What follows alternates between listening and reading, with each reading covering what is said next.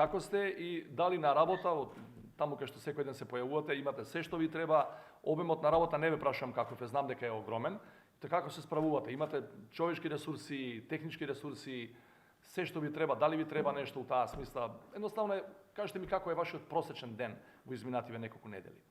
Здравствениот дом не е иземен од ниједна мерка во момент на пандемијата.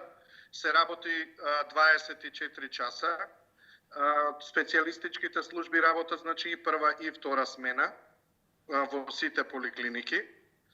Немаме, значи, никаков оскудација на кадар. Кадарот си е тука, дали е тоа медицински или немедицински кадар. Се вршат работите редовно. Службата така функционира, значи постојано и во вонредни и во невонредни услови така функционираме, значи нашата служба така си работи.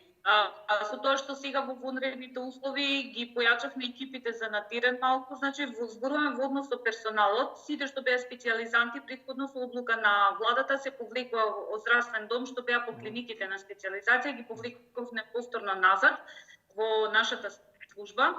Така да во моментов спрема бројот на поканите располагаме со доволен број на екипи, дури имаме и простор малку и да ги одмориме ако има потреба вработените, значи со по една-две смени за малку да и они се изрелаксираат од напната ситуација.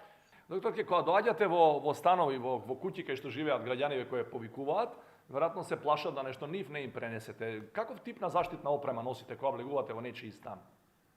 Значи, имаме заштитна опрема во скафандар имаме. Имаме заштита на чевлите, заштита на главата, значи заштитни маски, заштитни научари, нормално и заштитни ракавици.